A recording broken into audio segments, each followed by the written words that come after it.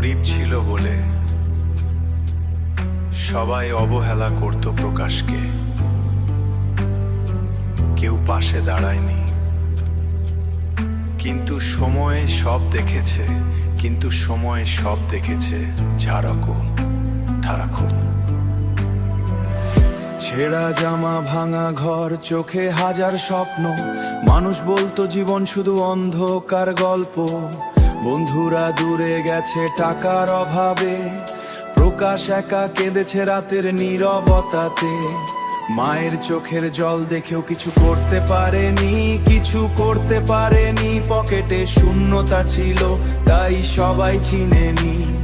গরিব বলে কত অপমান শুনেছে প্রতিদিন, তবুও স্বপ্নগুলো বেঁচে ছিল বুকের গভীর গভীর চিন। হ্যাঁ, পকেটে টাকা ছিল না, ছিল শুধু জেদ। মানুষ হাসতো দেখে বলতো তুই শেষ, কিন্তু প্রকাশ থামেনি, চলেছে নিজের পথে। কারণ ও জানতো একদিন নাম উঠবে সবার মুখে হিতরবেশ। যে মানুষগুলো একদিন ফিরেও তাকায়নি, আজ তারাই প্রকাশের পাশে দাঁড়াতে চায় নাকি। সময় বদলেছে মানুষের ভাষা, কষ্টের দিন পেরিয়ে আজ সফলতার আশা।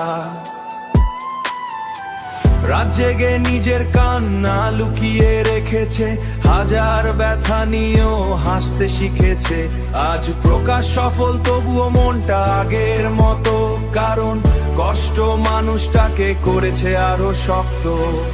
শুন, হ্যাঁ, গরিব ছিলাম বলে করেছি অপমান, আর সেই নামটাই করছে পুরো এলাকায় সম্মান। যারা বলতো তুই পারবি না কোনোদিন, আজ তারাই দেখে প্রকাশের জয়ের সিন। হিটুয়া উইন।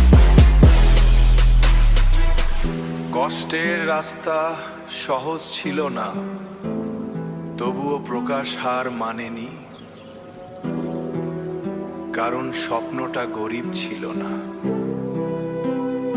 হরগড়।